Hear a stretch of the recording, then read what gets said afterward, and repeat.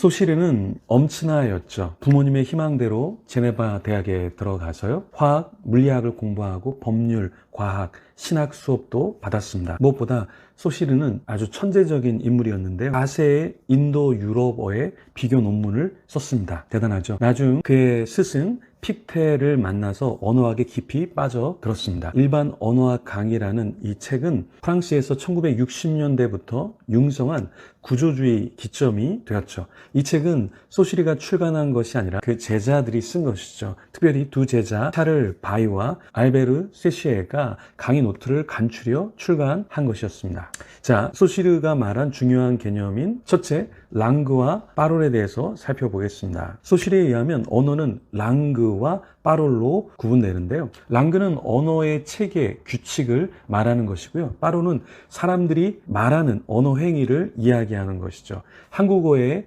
문자 체계, 그것이 랑그이고 한국어를 발음해서 말하면 파롤이 되는 것이죠. 예를 들어서 가나다라 마바사, 아야, 어여, 오우 이런 자음과 모음을 만드는 한국 문법은 랑그에 해당되고요, 그런 문법 아래 말하는 거, 예를 들어서 저를 보고 귀여워요, 귀엽다 이렇게 말을 하면 그것은 말을 하는 행위가 되는 것이죠. 그것이 파롤이라는 것이에요. 랑그와 파롤을 서양 장기 체스에 비유해서 이야기하면 이렇습니다. 체스의 규칙은 랑그고요, 그 체스를 두는 행위는 파롤입니다. 저희 집 딸 한 명은 굉장히 체스를 좋아하는데요, 그것을 계속해서 둘죠. 계속해서 체스를 둡니다. 그러면 그것은 무엇이죠? 네, 그게 바로 파롤이죠. 이렇게 랑그는 이론의 영역이고 파롤은 실천의 영역인데요, 실천하고 사용하는 파롤은 랑그, 문자 체계, 문법 규칙에 의존한다 이렇게 이야기합니다. 그래서 말을 하는 파롤, 그것은 랑그, 언어가 음성화되고 실행된 것인데, 여기서 중요한 것은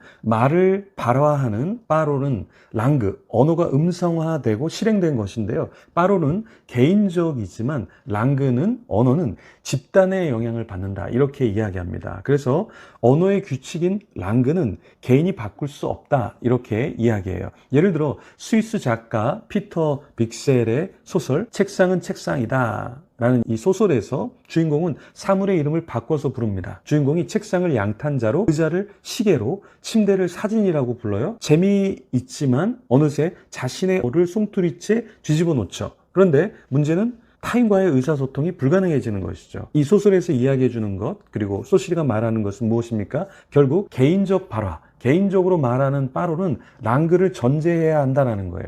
그래서 소시르는 파롤보다 랑그를 중요시 여겼고요, 나중 후대 학자들이 파롤의 활동을 통해 랑그의 규칙이 수정되고 보완되고 재창조되는 거 아니냐 이렇게 얘기했지만, 소시르는 일단 파롤보다 랑그를 더 중요시 여겼습니다. 소시르는 언어란 사회적 약속이라고 했어요. 그래서 개인이 언어를 사용할 때 사회 안에서 약속한 언어 규칙을 따라야 한다고 이야기했죠. 결국 소시르는 이렇게 랑그, 즉 어떤 문법 규칙의 구조, 틀에 집중했기에 구조주의 창시자가 되었죠. 자, 두 번째, 일반 언어학 강의 책을 보면 소시르는 언어가 기호라는 사실을 강조합니다. 소시르가 생각하기에 언어는 기호 체계이며 언어학은 기호학의 한 부분에 해당되죠. 인간은 많은 기호 체계 속에서 살아간다 이렇게 이야기. 언어가 청각, 영상과 개념으로 구성되어 있듯이 기호는 기호 개념과 기호 내용으로 구성되어 있다 이렇게 이야기했어요. 이렇게 언어는 기호로 표기되는데요, 기호의 형식은 기표인 시니피앙이라고 부르고요, 기호가 의미하는 내용은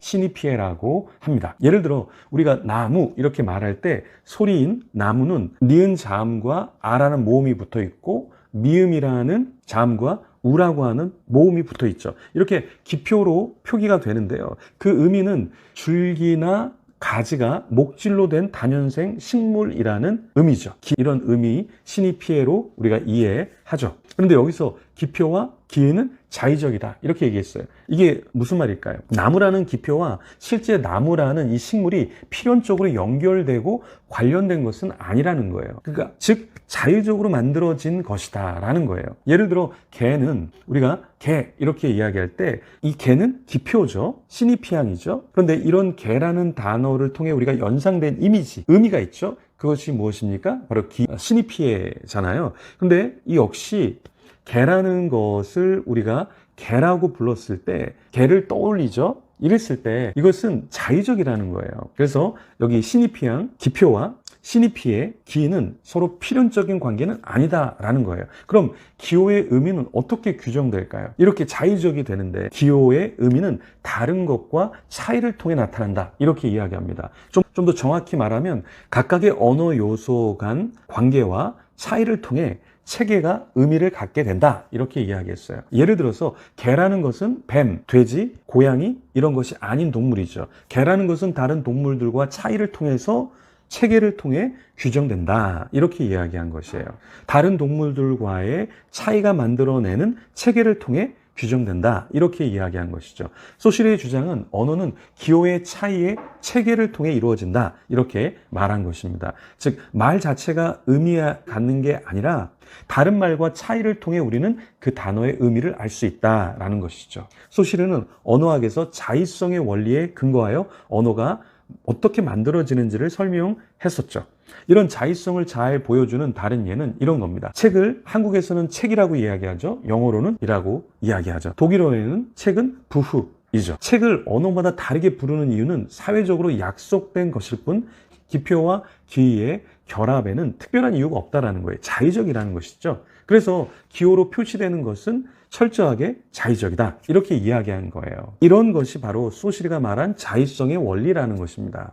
그러니까 자의성이라는 것은 필연성이 아니에요. 예를 들어서 마이크라고 하는 것은 이 마이크는 마이크여야 하는 것은 아니었죠. 그렇죠? 여기 컵이 있잖아요. 그럼 우리는 이 컵을 컵이라고 불렀잖아요. 그런데 사실은 다른 것을 우리가 컵이라고 부를 수도 있었다는 것이죠. 이 마이크를 우리가 마이크를 컵이라고 부를 수도 있는데 우리는 컵을 컵이라고 부른 것이죠. 굉장히 자의적이라는 거예요. 필연적으로 그렇게 부를 필요는 없었다는 것이죠. 소시리가 이런 얘기를 했습니다. 인간은 언어 체계에 구속되어 살고 있다. 이 말이 무엇이죠? 소시리 언어학은 구조주의의 선구자적 역할을 했어요. 언어 체계에 따라 구속된다라는 생각을 그 이전에는 하지 못했었죠. 그러니까 의식과 지식의 형성에 언어가 깊이 관여되어 있다는 말이에요. 대상이 있고 언어가 있는 것이 아니라 언어가 있고 대상이 있다는 것을 소시리는 이야기한 것이죠. 소시리 이전의 언어는 사물에 달린 이름표 정도, 그것이 언어였죠. 그러나 소시리의 언어관은 세계는 언어로 나누어지는 것이다. 이렇게 이야기했어요. 사고는 언어에 의해 제한되기도 하고 확장되기도 하죠. 예를 들어 한국에는 나비와 나방이라는 두 개의 단어가 있죠. 그러니까 나비와 나방을 생각할 때 나비는 우리는 이쁘니까 살려두고 나방은 안 좋은 것이니까 죽여야 된다는 인식이 생기죠. 그래서 두 개를 분류해서 이건 좋은 거, 이건 안 좋은 거 이런 생각을 할 수 있잖아요. 근데 영어권에서는 다 나비와 나방이 그냥 버터플라이, 그러니까 그냥 날아다니는 아름다운 개체라고 생각할 수 있다라는 것이죠. 그렇죠? 그러니까 우리처럼 무엇은 죽이고 무엇은 살리고 이렇게 생각하지 않는다라는 것이죠. 그냥 다 그냥 버터플라이니까 그냥 날아다니는 아름다운 곤충으로 볼 수 있다라는 것이죠. 언어에 의해 사고가 확장되기도 하고 제한되기도 하는데요. 다른 예를 들면 이런 거예요. 한국 사람이 겨울에 눈을 생각할 때 우리는 몇 종류를 생각할 수 있을까요? 뭐 한방눈, 싸랑눈, 진눈깨비눈, 뭐 조금 더 생각할 수 있겠지만 몇 가지 안 되죠. 그런데 에스키모는 눈의 종류가 20여 가지라 그래요. 카닉이라는 것은 그냥 눈이고, 아키로콕이라는 것은 눈송이이고, 푸카기라는 것은 땅 위에 결정된 눈이고, 아니족이라는 것은 부드럽게 내리는 눈이고, 키묵숙이라는 것은 눈더미를 이야기하고, 카눅은 땅 위에 있는 눈 이런 것을 말하고, 킬라루캅은 서리 같은 눈을 이야기한다 그래요. 그러니까 여러 가지 이렇게 이름이 있으니까 에스키모는 10여 종의 단어, 이름이 있으니까 눈의 세계를 우리보다 더 다르게 확장해서 생각할 수 있겠죠. 인간이 언어 체계 속에 존재하고 사고하며 산다. 이것이 소시리의 발견이었어요. 그러니까 우리가 나비와 나방을 따로 언어로 생각하면 우리의 언어 체계가 달라지고 사고가 달라지겠죠. 그런 것처럼 이런 것이 나중에 어떻게 되냐면 구조주의로 발전하게 되는 것이죠. 소시르는 구조주의의 시조, 창시자였죠. 즉 소시르는 말의 체계가 다르면 사회 구조나 문화가 다르게 된다. 이렇게 이야기했어요. 즉 소시르는 말의 체계가 다르면 사회 구조나 문화가 다르게 됨을 알았어요. 말의 체계, 사물에 대한 관점과 세계를 인식하는 방법까지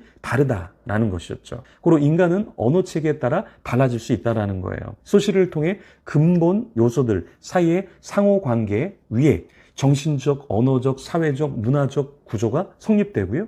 그 구조에서 특정 개인이나 문화의 의미가 생산된다. 이렇게 볼 수 있었죠. 소실의 가르침은 철학, 미학, 기호학, 사회학, 인류학, 인문과학까지 그리고 자연과학 여러 분야의 연구까지 영향을 미쳤습니다. 이런 소실의 언어학은 구조주의와 후기 구조주의에 역시 기반을 만들어 주었죠. 그래서 이 소실의 철학은 굉장히 중요한 것입니다. 다음에 또 뵙도록 하겠습니다.